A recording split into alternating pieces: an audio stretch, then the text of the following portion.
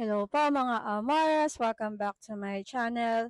For today's video naman po, ang isi-share ko naman po ay kung paano po tayo makakapag-set ng appointment sa DSWD via online sa pamamagitan lamang po ng pagsascan ng online appointment scheduling QR code na binigay po nila. Inilunsad na po kasi ng DSWD ang pagsi-schedule online para raw po maiwasan ang mahabang pila sa labas po ng mga DSWD offices.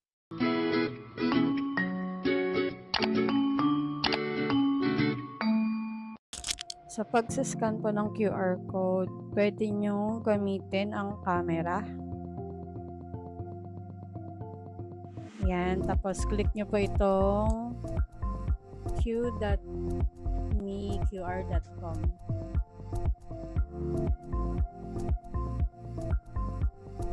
Yan, tapos scroll up nyo lang, may makikita kayong mga advertisement dyan, skip nyo lang siya, click nyo po itong skip sa ilalim. Yan, kapag in-skip nyo na siya, mapupunta po kayo dito sa DSWD NCR CIS appointment tool. Click nyo yung Google. Tapos, mag-sign in po kayo gamit ang inyong email.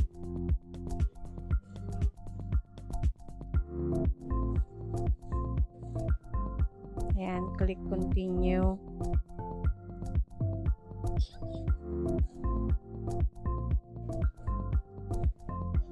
Yan, mapupunta na po kayo sa DSWD appointment tool. Just click nyo lang po yung accept. Yan. Tapos, yung isang paraan din po ng pag-scan ng QR code kapag kunyari hindi gumana yung sa camera ay gamit yung Google Chrome. Yan, try po natin. Ito naman po sa Google Chrome. Dapat nakasave na sa photo gallery nyo yung QR code. Yan, tapos click nyo po itong Chrome. Tapos makikita nyo po itong camera icon sa bandang gilid. Yan, click nyo po yan. Tapos itong photo gallery icon sa gilid, click nyo po yan. Tapos, i-click nyo yung QR code na pinicturean nyo po. Yan, click nyo to. Ayan. Mag-auto scan siya. Tapos, click nyo itong option for website. Ayan, lalabas na naman yung mga advertisement. Kaya, skip nyo lang po yan. Mag-scroll down lang kayo and click itong skip. Yan, minsan lalabas tong mga advertisement na makukulit. I-close nyo lang. Click nyo po itong close. Yan. Pag na-close nyo na yung mga advertisement, mapupunta na kayo dito sa dashboard ng DSWD. Tapos ito ang reminders po nila. Reminders. Magandang araw mula sa DSWD Crisis Intervention Section on-site Legarda Satellite. Ipinababatid ang tanggapan sa aming mga minamahal na kliyente mula sa NCR na nagnanais makakuha ng schedule para sa maintenance na gamot, laboratorio, therapy, assistive devices, hospital bills, o funeral bills na mayroong promissory note. Maaaring scan ang QR code sa ibaba para ang operasyon at paggamit ng QR code ay bukas mula 8 AM hanggang 4 PM. Para sa mga service providers na hindi sakop ng nabanggit na lugar at para sa mga agarang pangangailangan, bukas po ang aming mga DSWD Crisis Intervention Section on-site Legarda Satellite para sa walk-in clients ayon sa saklaw ng inyong lugar. Isang request lamang ang maaaring isumite ng sabay. Ang QR code na ito ay para lamang po sa mga taong lumalapit na naninirahan sa loob ng National Capital Region. Kung inyong service provider o inilalapit na tulong ay nasasakupan o matatagpuan sa loob ng NCR ay maaari rin itong gamitin. mangyaring maghintay ng email na nagsasaad na naaprubahan ng iyong request. Ang lahat ng aplikasyon ay susuriin ng social worker sa mismong araw ng iyong schedule. Para sa iba pang katanungan, mag-iwan lamang ng mensahe sa Facebook page ng DSWD Crisis Intervention Section on-site Ligarda Satellite o mag-email sa cis.foncr@dswd.gov.ph. Maraming salamat po. Para naman po sa medical assistance requirements, click nyo lang po itong medical assistance requirements. Medical assistance requirements, valid ID authorization letter for non-immediate family, medical certificate or medical abstract with date of issuance, complete name, signature, and license number of the attending physician issued within the last 3 months, or discharge summary with date of issuance, complete name, signature, and license number of the attending physician issued within the last 3 months, or certificate of confinement with date of issuance, complete name, signature, and license number of the attending physician issued within the last 3 months, or death summary with date of issuance, complete name, signature, and license number of the attending physician issued within the last 3 months.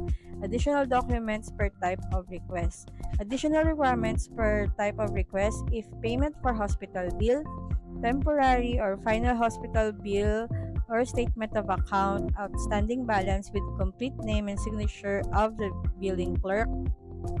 Certificate of balance or promissory note shall be required if the patient has already been discharged from the hospital. Endorsement letter from the hospital or medical social service, especially from private hospitals, if any. And then if for medicine or chemotherapy, prescription with date of issuance, complete name, signature, and license number of the attending physician issued within the last 3 months, or treatment protocol with date of issuance, complete name, signature, and license number of the attending physician issued within the last 3 months.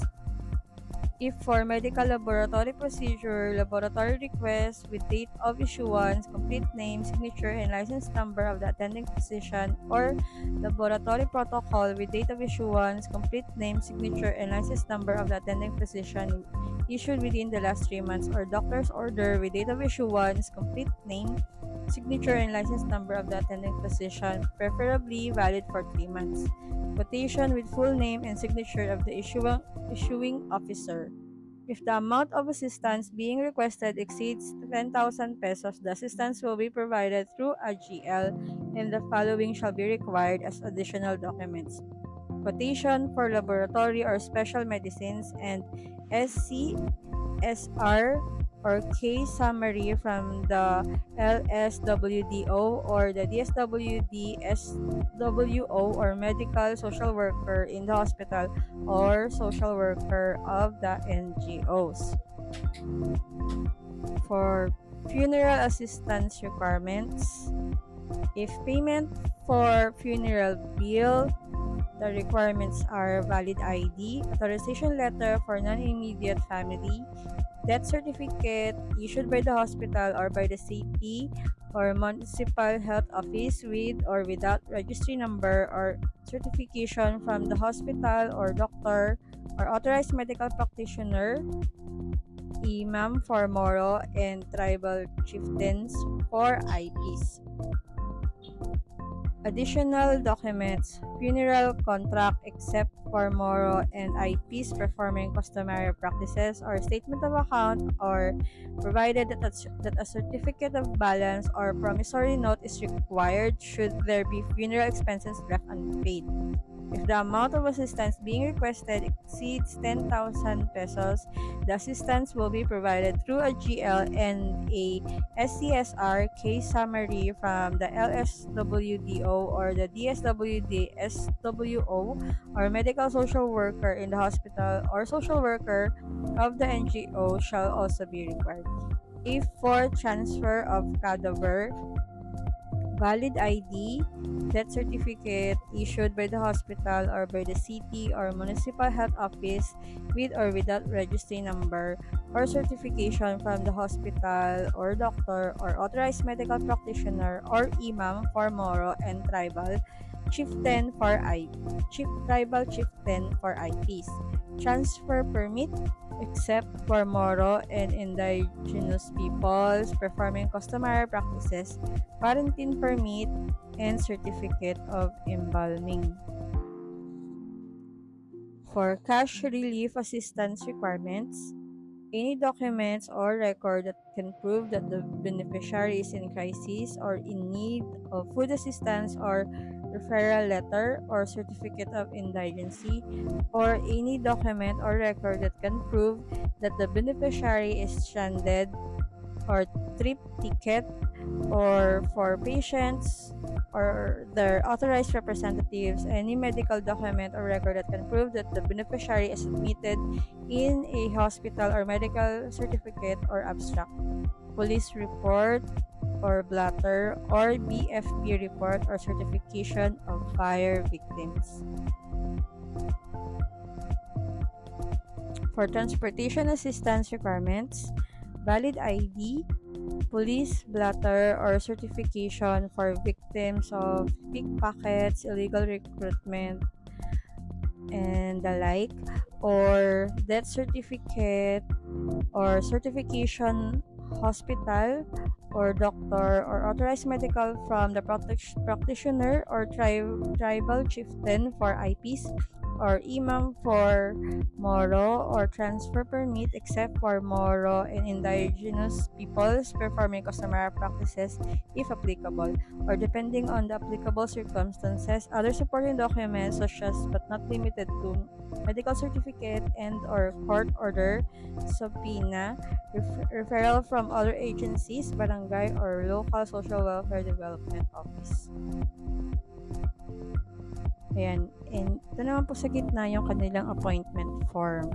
Ayan. Paalala, kung guarantee letter ang inyong hinihingi para sa implant, inirekomenda na iproseso ang inyong kahilingan 1 o 2 linggo bago ang nakatakdang araw ng operasyon, dahil may itinakdang panahon ng visa or expiration ang ibinibigay na guarantee letter. Kung cash assistance ang hinihingi, kinakailangan pumili ng schedule bago makapunta sa DSWD office. So, ito, pipili po kayo kung ano po yung mode of assistance na inyo pang ilalapit, if guarantee letter or cash. Yan, example po, guarantee letter. Yan, click nyo lang po itong next. Ayan. Reminder, ang napiling DSWD office or schedule date ay hindi na maaaring baguhin pagkatapos may ipasa ang form. Pakisiguraduhing tama ang inyong napili bago isumite. Yan, lagay nyo po inyong address. So, within NCR pa lang po yung mga available na address po dito. So, for example, Manila. Ayan, ang DSWD office na available dito ay yung CIS Ligarda Satellite Office. Tapos yan, pili po kayo ng schedule date. So, ito po yung available na schedule date. Pwede po kayong pumili kung June 25 or June 26. Sabihin natin June 25. Tapos, time slot, pili po kayo kung AM or PM. Kunyari, umaga. Tapos, input nyo po yung first name nyo. Kunyari, Jose. Last name, kunyari, Santos. Ayan. Tapos, middle name, Cruz. Ayan. Kahit suffix kung meron, kung wala naman, i-clear nyo lang. Ayan. State of birth, sabihin natin, para mapunta po kayo sa year, click nyo po itong year sa taas, tong 2026 yan. Click nyo po yan. Tapos, piliin nyo po yung year po dito sa gilid. Kunyari, 1984. Tapos, March. Kunyari, ganun. Pwede nyo pong ayusin yung day dito. Kunyari, March 1. Tapos, yung contact information nyo po. Kailangan active po na cellphone number nyo. Kunyari, 0918-765-4321. Tapos, yung ID nyo po. Picturean nyo yung ID nyo, tapos attach nyo po dito. Click nyo po itong camera icon. Pili lang po kayo sa photo library nyo. Kunyari, ito. Ayan. Invalid daw, sumobra ata ng number. Ayan. Ayan, kunyari, ganyan. Pero dapat ID nyo po ilalagay nyo po Ayan. Pwede nyo pong i-retake kapag gusto nyo pong baguhin yung picture na inilagay nyo po. Tapos, type of assistance, kunyari, medical. Are you applying for yourself? Kapag para po sa sarili nyo po, yes. Pero kapag, kunyari, representative lang po kayo or kamag-anak, yan, no. Tapos, kung meron po kayong mga remarks, yan. Pero kapag no, may mga additional pa siyang fill out. Relationship to the beneficiary. Kunyari, sabihin natin, father, beneficiary name, 1, last name, Santos,